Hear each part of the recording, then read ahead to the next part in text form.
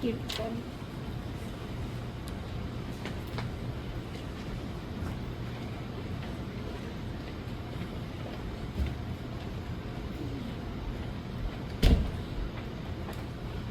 tardes, mis hermanos, que Dios les bendiga. Qué bueno que estamos acá nosotros nuevamente para estudiar la palabra de Dios. Damos gracias a Dios que nos regala esta maravillosa oportunidad y, bueno, bendecidos los que no la desaprovechamos, en lo que estamos buscando siempre la presencia de Dios. ¿Se me escucha bien allá atrás? ¿Se oye bien? ¿Allá, hermano Tony? Hermano Gustavo, ¿puede salir a ver si del lado afuera se me escucha bien? No, lo que quiero es que después no digan, no, yo no escuché lo que dijo el hermano. No puede haber excusa aquí hoy. Entonces, vamos a comenzar a estudiar la palabra de Dios y quisiera hacerlo con algo que escuché. Le voy a ser sincero, lo escuché hace mucho tiempo. Pero me gusta esta analogía, esta reflexión que la considero maravillosa. ¿Saben del banco que deposita 86.400 a tu cuenta todos los días? ¿Lo conocen? Bueno, el propósito con el que Jesús vino hasta hacer su sacrificio aquí en la tierra es para que conozcamos al dueño del banco. Y ese banco no es nada más que la oportunidad que nos da Dios de cada día recibir un crédito de 86.400 a tu cuenta directa. A cambio solamente de que lo gastes todos, porque si no lo gastas, al final del día, pues tienes que devolver lo que no gastaste, lo que quedó ahí libre. Y esos 86.400 son los segundos que conforman un día entero. Usted agarra los 60 segundos de un minuto, por los 60 minutos de la hora, por 24 horas del día y haga la cuenta por ahí, da 86.400. Y lo que lo usamos ese crédito, pues hacemos algo maravilloso, lo ocupamos, pero cuando perdemos el tiempo, lamentablemente se nos reclama después por no haberlo ocupado diligentemente, mis hermanos. Lamentablemente el mundo descuida las cosas importantes de Dios, pero nosotros que somos pueblo de Dios, que hemos aprendido lo que Dios quiere para nosotros, los que hemos realmente escuchado la palabra de Dios, tenemos que cuidar de hacer las cosas como a Dios le agrada. Recientemente, hace poco, estudiaba con un grupo de hermanos un texto que me resulta maravilloso, mis hermanos. Ese texto ubicado, pues vamos a leer el texto ubicado en Apocalipsis capítulo 2 y vamos a estar leyendo los versículos del 1 al 7, porque es el texto que nos va a ocupar, o por lo menos de ahí vamos a extraer la idea que nos va a ocupar en esta tarde. Repito, Apocalipsis capítulo 2, versículo del 1 al 7. Y vamos a estar leyendo el mensaje a la iglesia de Éfeso específicamente. Mensaje a la iglesia de Éfeso. Apocalipsis capítulo 2, versos del 1 al 7. Dice la palabra de Dios, estoy leyendo y por favor me acompañen en la lectura. Escribe el ángel de la iglesia en Éfeso, el que tiene las 7 estrellas en su diestra, el que anda en medio de los 7 candeleros de oro, dice esto: yo conozco tus obras y tu arduo trabajo en paciencia, y que no puedes soportar a los malos, y has probado a los que dicen ser apóstoles y no lo son, y los has hallado mentirosos. Y has sufrido, y has tenido paciencia, y has trabajado arduamente por amor de mi nombre, y no has desmayado. Pero tengo contra ti que has dejado tu primer amor. Recuerda, por tanto, de dónde has caído, y arrepiéntate, y haz las primeras obras. Pues si no, vendré pronto a ti y quitaré tu candelero de su lugar, si no te hubieras arrepentido. Pero tienes esto, que aborrece las obras de los nicolaitas, los cuales yo también aborrezco. El que tiene oído, oiga lo que el Espíritu dice a las iglesias. Al que venciere le daré de comer del árbol de la vida, el cual está en el medio del paraíso de Dios. Que Dios bendiga su palabra. Una promesa maravillosa. No le falta nada a esta porción de la Escritura, 7 versículos, no le falta nada. Tiene una declaración muy fuerte de nuestro Señor Jesús en su gloria, revelada a uno de sus apóstoles, a un siervo de Dios, donde se le reconoce o se alaba las actitudes positivas de esta iglesia, se le hace señalamiento a lo malo, se le exhorta a regresar a lo bueno, y por supuesto le da la promesa: si es así, si vencieres al final de todo, pues vas a estar en el paraíso de Dios, vas a poder comer del árbol de la vida. Maravillosa promesa, mis hermanos. Pero este texto tan maravilloso tiene, por supuesto, muchas enseñanzas que podemos tomar de él, muchas enseñanzas que podemos nosotros debatir y realmente adentrarnos más en las cosas de Dios, en los propósitos de sus planes. Yo quiero entrar en contexto, y es el contexto que nos ocupa aquí, es el libro Apocalipsis, es el primer mensaje a las iglesias, el mensaje a Éfeso. Y para entender un poquito quién es el que está hablando, pues La Biblia nos señala desde el capítulo 1 quién se está hablando. Por ejemplo, el versículo 11 del capítulo 1 dice que se le dice a Juan, quien es el que escribe la carta: yo soy el alfa y el omega, el primero y el último. Escribe en un libro lo que ves y envíalo a las 7 iglesias que están en Asia: Éfeso, Esmirna, Pérgamo, Tiatira, Sardis, Filadelfia y la Odisea. Y me volví para ver la voz que hablaba conmigo, y vuelto vi 7 candeleros de oro. Y en medio de los 7 candeleros uno semejante al Hijo del Hombre. Referencia directa a quién es eso, hermanos.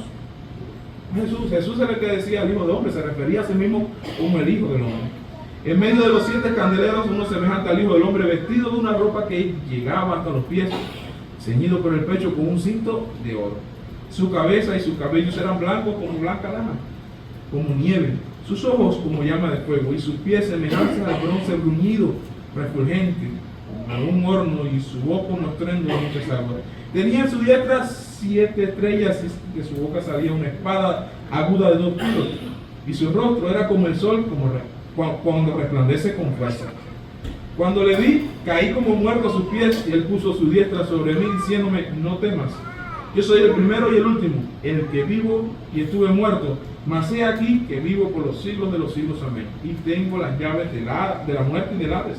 Escribe las cosas que has visto, las que son, las que han de ser después, y las que han de ser después de esto. Y ahí comienza a darle una revelación maravillosa. Se presenta el Señor Jesús, y de aquí en adelante todo lo que acontece, pues es Juan tomando nota de todo lo que Jesús le está mostrando, de todo lo que ha de acontecer y de todo lo que iban a sufrir, pero las recompensas maravillosas que tienen a los que permanecen fieles al Señor. Pero en esta primera carta, en este primer mensaje a la primera iglesia, que es Éfeso en este caso, contiene elementos que son muy importantes, muy bonitos, y que nosotros no debemos pasar por alto para no caer en los errores que pudieron haber caído estos hermanos. El mensaje del Apocalipsis, recuerden bien, es un mensaje de esperanza, pero siempre advirtiendo los peligros, las tribulaciones y en las cosas en las que pudiéramos caer, para que nosotros no tengamos que sufrir la condenación eterna, sino que nos aferremos a las promesas de Dios. Los versículos que yo he terminado clave para lo que quiero presentarles. Vamos a ver el versículo 1, mis hermanos. El versículo 1 dice de Apocalipsis capítulo 2: escribe al ángel de la iglesia en Éfeso, el que tiene las 7 estrellas en su diestra, el que anda en medio de los 7 candeleros de oro, dice esto. ¿Quién es el que está mandando a decir las cosas? ¿Quién es el que da la orden? Pues Jesús. Versículo 2, comienza con una frase maravillosa. Dice: yo conozco tus obras.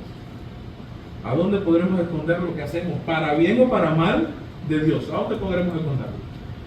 ¿Se pudo esconder verdaderamente a Adán? ¿Pudo encubrir su pecado David?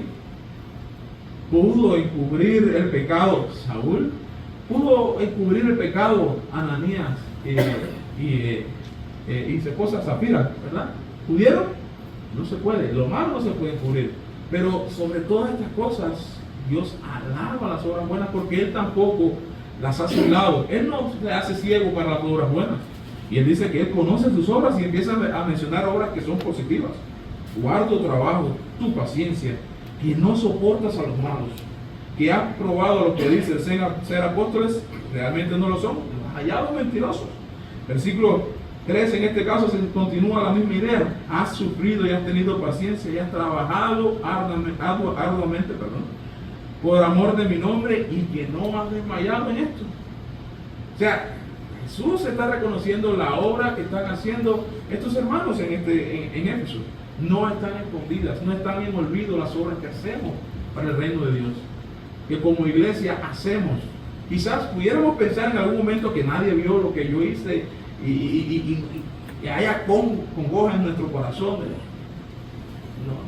¿Para qué estoy haciendo esto? Dios la está mirando y a su debido tiempo la va a exaltar. Y es mejor que la exalte Dios a que la exalte cualquiera de nosotros. Es mejor que sea reconocida por Él, por nuestro Señor Jesús, allá en ese momento, a que sea reconocida humanamente, porque la memoria del humano sí olvida fácilmente las cosas que hacemos, pero Dios no, mis hermanos. Yo conozco tus obras. Esa palabra pueden tomarla para cada uno de ustedes, porque así lo manda la Biblia, así nos enseña la Biblia. a que la tomemos personalmente. Dios conoce mis obras, las malas que hago, las buenas también, mis hermanos. Buenas también las conoce. El versículo 4 arroja algo que es inquietante. Pero tengo contra ti que has dejado tu primer amor. Tengo algo contra ti. Yo conozco todo lo que has hecho, pero hay algo que no puedo callarme. Te tengo que señalar esto, te tengo que alertar. Acuérdense que no estamos todavía en condenación o en el juicio, mejor dicho. Están alertando porque el Señor, al pueblo que vino a rescatar, se preocupa por alertar para cuidarlo, para que no se pierda, para que no sea en vano su sacrificio. Y de esta manera pues, se esfuerza para que nosotros estemos pendientes a lo que debemos estar pendientes. Tengo contra ti que has dejado tu primer amor. ¿Dónde está tu primer amor, mi Señor? ¿Dónde está tu primer amor? Y la imagen que escogí, una imagen lúgubre de una habitación, porque relacionamos el amor generalmente a esa parte sentimental, sexual de la pareja, del matrimonio, pero a veces tenemos nuestra habitación del amor de esta manera, totalmente abandonada, la hemos dejado. Y no se quede con algo sexual, sino solamente la idea de que podemos abandonar las cosas que a veces amamos más. ¿Dónde está tu primer amor? Algo que Dios, que nuestro Señor Jesús tiene contra los efesios. Algo que pudiera tener en algún momento con cualquiera de nosotros o incluso con la iglesia. Y debemos cuidar de no caer en este mismo error. Estos hermanos habían dejado su primer amor. La interpretación que muchas veces solemos escuchar sobre a qué se referirá con el primer amor es una analogía que escuché una vez y tiene mucho sentido. Y es el hecho de que precisamente atendiendo a una analogía de matrimonio, de pareja, cuando un hombre pretende a una muchachita, a una joven para casarse y está en el noviazgo, se comporta de manera espléndida y está llena de detalles y está atento y se preocupa por todas las cosas y provee, pero pasado el tiempo de matrimonio, como que empiezan esas cosas a menguar. Y no podemos decir que somos ajenos a esto. Si no nos ha pasado, al menos hemos escuchado que ha pasado ahí. Y se compara con esto, como que el cristiano se va enfriando con el tiempo y llega a ser mucho menos que cuando empezó su camino, su andar en nuestro Señor Jesús. Como que el amor que sentía y la pasión al principio de haber obedecido a la palabra de Dios ya no está. Y esta interpretación es muy real. Ciertamente vemos cómo se abraza el Evangelio con pasión y poco a poco como que van temblando las manos y va menguando el deseo, la pasión, el anhelo de servir a Dios. Y las obras que antes se hacían, pues van menguando. De hecho, el versículo 5 dice algo interesante. Recuerda, por tanto, de dónde has caído. Arrepiéntete y haz las primeras obras, como queriendo decir, tienes que volver a hacer las cosas que antes hacías. Pero yo quiero proponerle a ustedes, mis hermanos, una interpretación que no es diferente, sino que enriquece este mismo concepto acerca del primer amor. Y para ello vamos a tener que buscar o identificar qué es el primer amor al que se refiere aquí, o al que se refiere Dios, o al que se refiere la Biblia, la palabra de Dios. ¿Qué es el primer amor? El versículo 5, como les repito, das una alerta. Arrepiéntete, recuerda de dónde has caído, arrepiéntete, haz las primeras obras, porque si no vendré a ti pronto y quitaré tu candelero de su lugar si no te hubieres arrepentido. Hermano, ¿qué es ese primer amor de que habla y el que alerta aquí Jesús? ¿Es sencillamente esa pasión primaria que sentimos? ¿O hay algo más que ellos habían olvidado por completo? Recordemos que en una de los mensajes a las iglesias, Jesús, el Señor, dice que está a la puerta y toca, llamando, tocando. Se siente así más o menos. Y la iglesia, que él está hablando a una iglesia, había dejado afuera del lado del Señor. Había dejado fuera de su congregación, de su adoración. Y esto es algo que me hace reflexionar sobre este punto que quiero tocar, mis hermanos. Nosotros podemos analizar el primer amor de dos formas: de forma cronológica, que es ese primer sentimiento que tuve, o de forma cardinal, o sea, de jerarquizar el problema, de ser lo primero. Se puede referir a lo más grande, a lo más importante, a lo primario, y así es como quisiera que lo viéramos todos nosotros, mis hermanos. El primer amor de nosotros tiene que estar referido no solo la pasión o la emoción que pudimos sentir en un momento, sino que esté enfocado a quién es la fuente, de dónde viene esa fuente de amor que nosotros recibimos. Por eso quiero comentarles con dos textos. Están en Primera de Juan, capítulo 4, mis hermanos. Vamos a buscarlo en la Biblia, Primera de Juan, capítulo 4, para luego en el mismo capítulo leer otro versículo. Primera de Juan, capítulo 4, versículo 8. Primera de Juan, capítulo 4, versículo 8.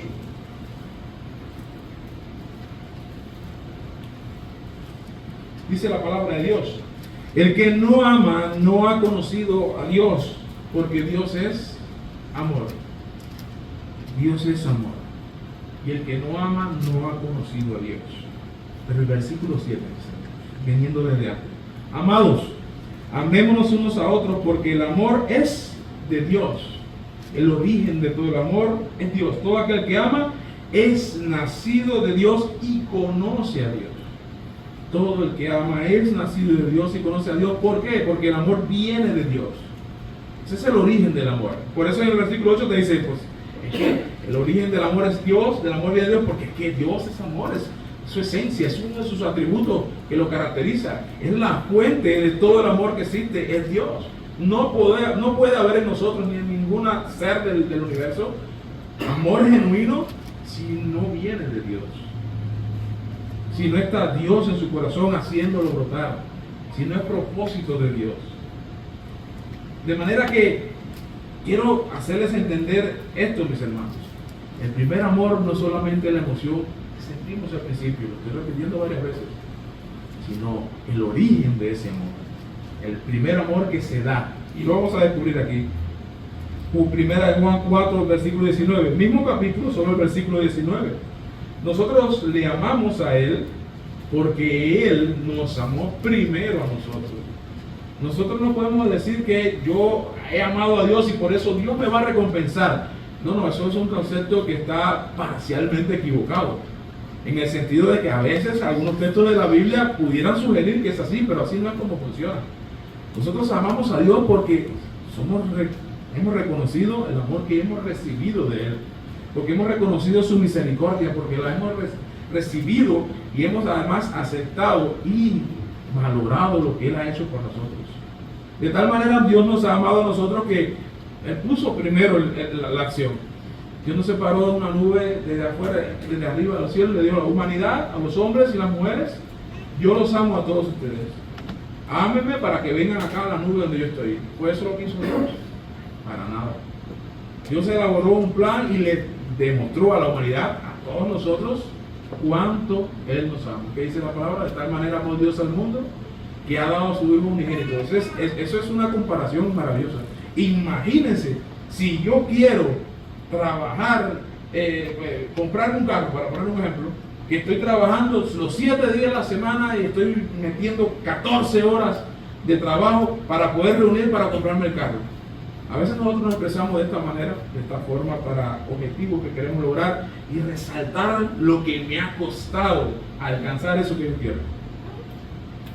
Pues Dios lo hace de la misma manera. Imagínense cuánto yo le he amado, que he dado a mi Hijo por ustedes, sin que ustedes lo merezcan. Lo he amado por encima de eso. Estableciendo una ley, según Romanos capítulo 6, versículo 23, que establece que para todo el pecador lo que merece es muerte. Yo quiero rescatarlo de esa condenación que yo mismo puse y establecí. Pero no puedo violar mi palabra, tengo que hacer un sacrificio que cumpla con las expectativas de la ley. Tiene que haber muerte por el pecado. Pero no la pongan ustedes, dice Dios. Yo la voy a poner. Para que no tengan que sufrirla y puedan estar conmigo. Para que puedan limpiarse de esa mancha que ustedes no pueden limpiarse. No existe detergente en la tierra que pueda limpiar la mancha del pecado, ni el cloro, ni ningún químico que podamos usar, degradante, ni peróxido, ni nada de esto. Solamente el sacrificio de Cristo. Su sangre, algo que suena difícil de entender. ¿Cómo voy a lavar en sangre? Es que se necesita morir. Eso es lo que quiere decir precisamente la sangre. Se necesita morir. Por eso dice Romanos capítulo 6, versículo el 1 en adelante, dice, porque lo que hemos sido bautizados en Cristo Jesús, hemos sido bautizados en su muerte. En su muerte. Y ese es el primer amor que yo quiero que nos llevemos en la mente hoy, mis hermanos. Como dice el versículo 19, que nosotros llegamos a amar a Dios porque Él nos amó primero a nosotros. No solamente porque abracé el Evangelio en un principio con gran pasión y estuve así quizás 1, 2, 3 meses, 6 meses. O quizás podamos decir, no, sí, yo estuve con pasión y firme, fiel a la iglesia 1 año. Y de ahí para acá, ¿qué pasó con usted? ¿Qué pasó con el hermano? ¿Qué pasó con esa familia que era fiel acá? Que hacía obras y estaba en todas las actividades de la iglesia, pero además estaba empujando, como decimos allá, embullando a hacer más actividades en la iglesia. ¿Qué pasó? Pues eso se le está diciendo allá en Apocalipsis. Yo conozco tus obras, yo sé todo lo que tú haces, pero tu primer amor, ¿dónde está? ¿Por qué lo estás haciendo? ¿Por qué estás haciendo estas obras? ¿Saben qué pasa, mis hermanos? Que nosotros tendemos por orgullo, por ego, por vanidad, a refugiarnos en la seguridad de lo que sabemos y de lo que hacemos bien. Nosotros estamos bien, y esto es una crítica para la Iglesia de Cristo de manera general. Nosotros estamos bien porque nosotros adoramos como la Biblia lo dice. Tenemos el culto, el servicio de oración con los 5 puntos, y yo voy ahí y adoro, yo sí estoy bien. Vamos a la pentecostal. Si tenemos esa mentalidad, no estamos bien para nada delante de Dios. No es venir a adorar por cumplir. Eso no es muestra de amor. Eso no es muestra de amor. Es venir a adorar porque ha nacido en mí el amor como razón, como conciencia de que Dios me amó a mí. En agradecimiento. Si no entendemos que esto se trata de mostrarle agradecimiento a Dios, estamos completamente equivocados. No puede haber nunca en nosotros el ya yo fui y ya cumplí. Esas obras que hacemos de esa manera no tienen el primer amor. Han perdido de vista, han perdido de la mira lo que realmente es importante, lo que realmente nutre y bendice espiritualmente. Ese es el sacrificio de nuestro Señor Jesús. Sin un amor genuino a Dios, mis hermanos, nada podemos ver. Nada podemos hacer, nada podremos lograr, no podremos retener esa promesa que ya Dios nos la ha dado. A la hora de que escuchamos, nos arrepentimos, creemos, nos bautizamos, hemos confesado y nos bautizamos, perdón.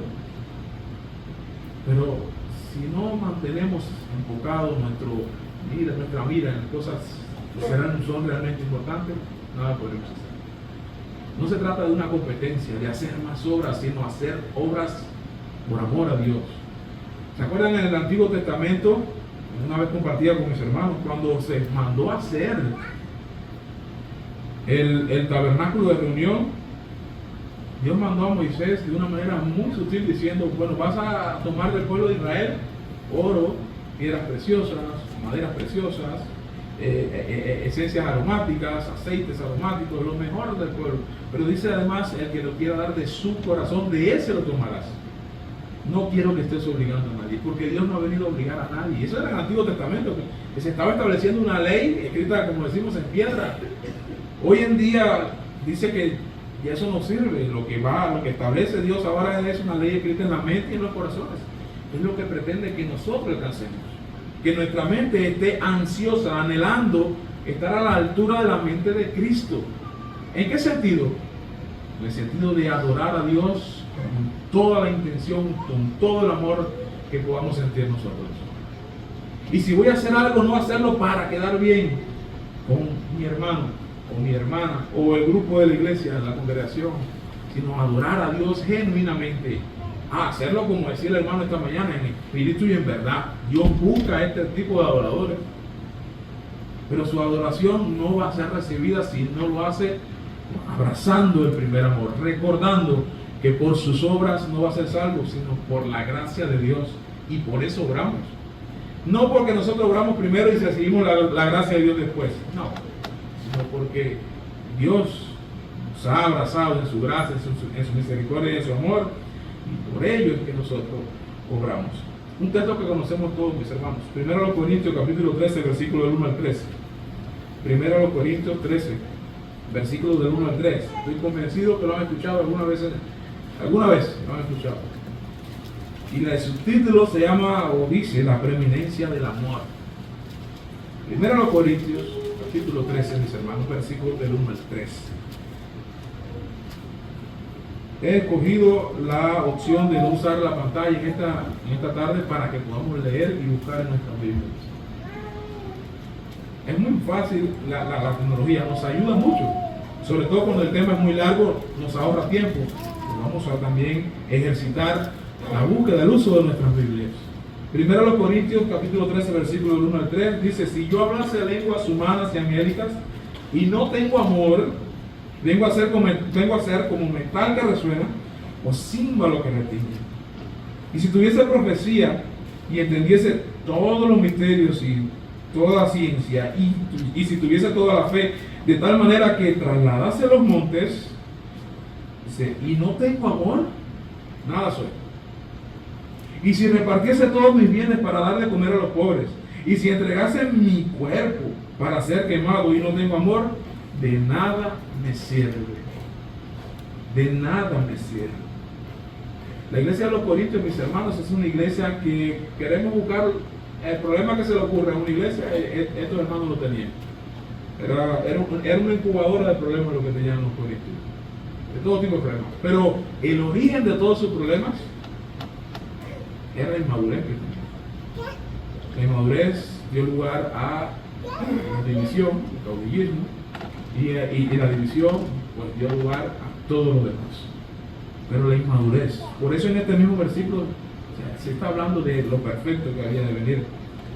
Y era precisamente alcanzar esa madurez que Dios espera. Mis hermanos, dice este pasaje de la Biblia que si yo doy fruto del Espíritu, hago cualquier cosa, todas las cosas que pueda hacer, hablar lenguas humanas, angélicas, dones de lengua, si no tengo amor, vengo a ser como un metal que resuena o címbalo que repite. Un metal que resuena, un sonido metálico que sentimos es muy agudo, pesado al oído, dañino al oído. Y el címbalo que retiñe, ¿saben lo que es el címbalo? Como los dos platillos, esto que ¡ching! Y hace un sonido también estridente, un sonido también que molesta cuando está fuera de tono, cuando está fuera de lugar. Pues eso venimos a hacer cuando estamos hablando muchas cosas, pero no lo hacemos por amor. Porque Dios lo que espera de nosotros es que precisamente transmitamos, o sea, seamos capaces de proyectar lo que Él ha hecho llegar hasta nosotros. Y eso es amor. Es amor precisamente. Segundo versículo, hay un punto también importante. Dice, si tuviese profecía, ya no estamos hablando solamente de dones de lengua, no, profecía. Y entendiese todos los misterios, conocimiento y toda ciencia, conocimiento de la humanidad además. Y si tuviese fe de tal manera que trasladasen los montes, o sea, algo maravilloso. Y no tengo amor, pues nada soy.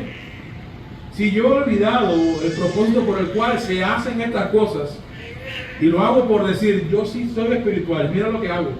A ver, usted puede hacerlo, esto, usted puede traer al mundo, usted tiene el dones de lengua. En esa bobería estaban los corintios. Con celos y disputas, porque uno era de Apolo, el otro era de Cefa y el otro era de no sé dónde, de no sé quién.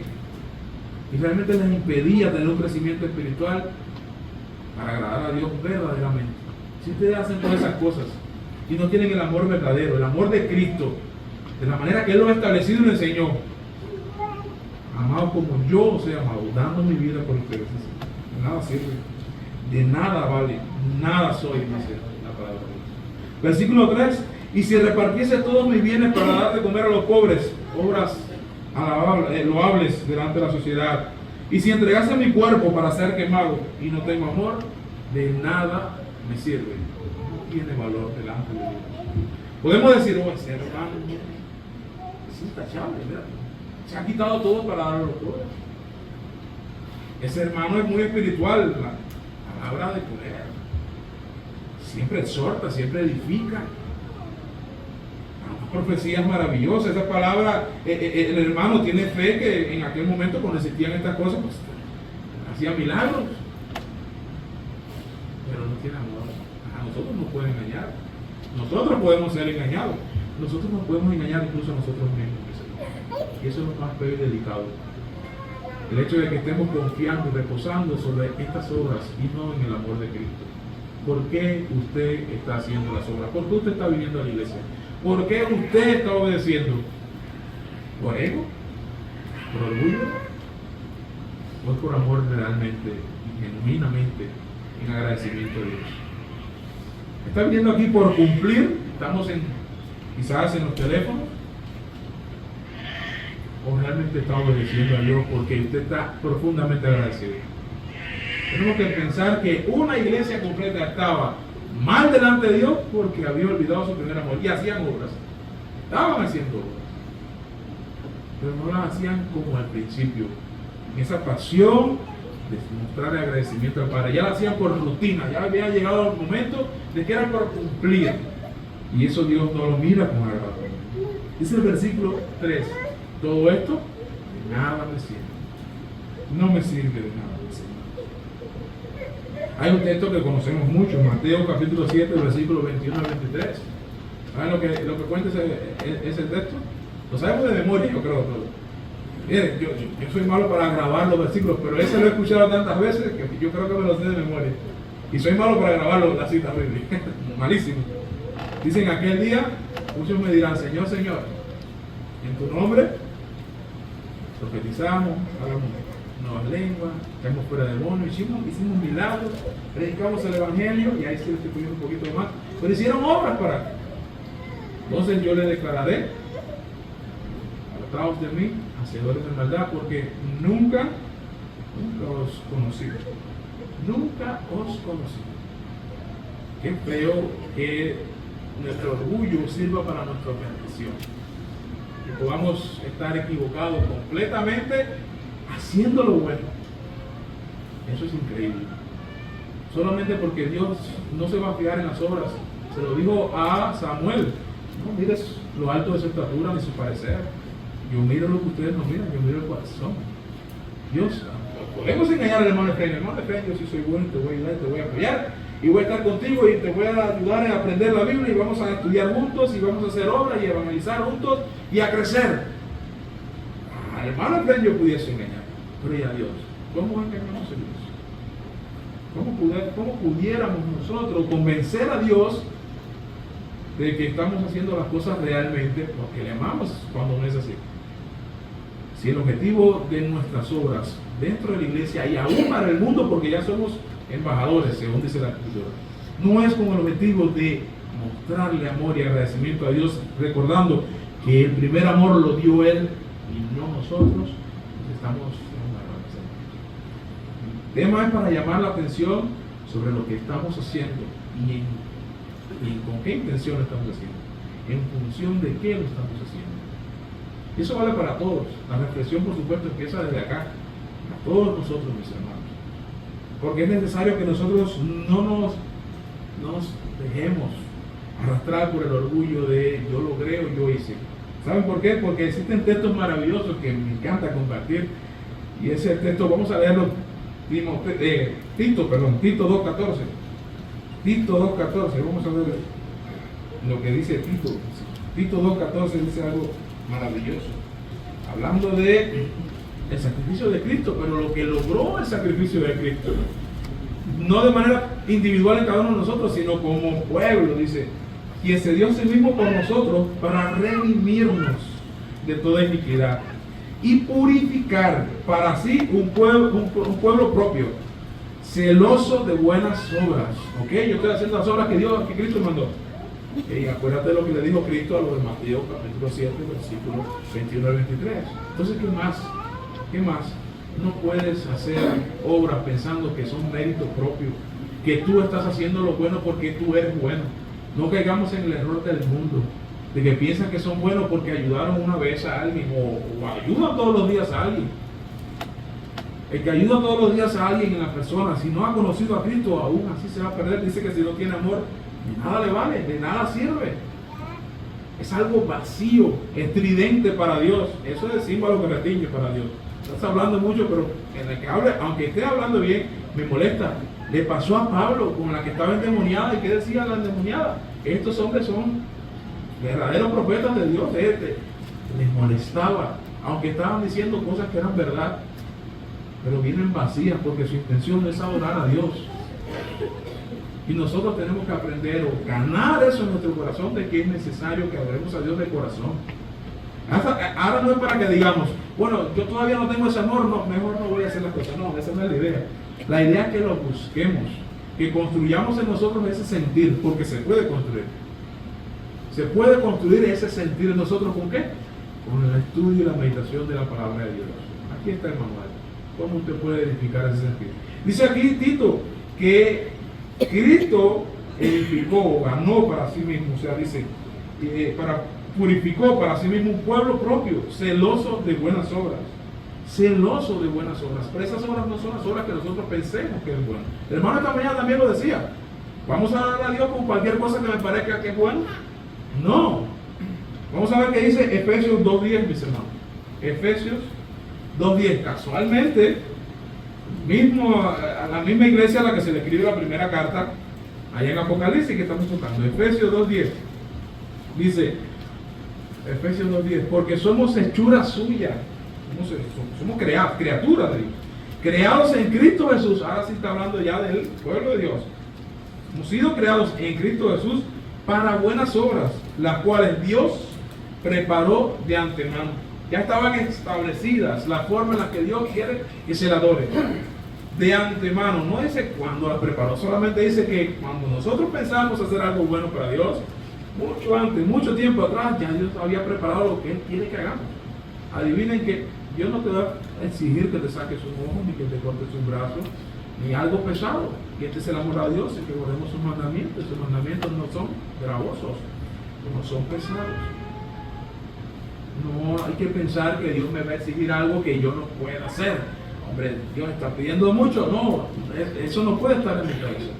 Dios quiere un corazón sincero, arrepentido, humilde, que quiera mostrarle agradecimiento y mostrar ese amor que Él ya nos mostró a nosotros, mis hermanos.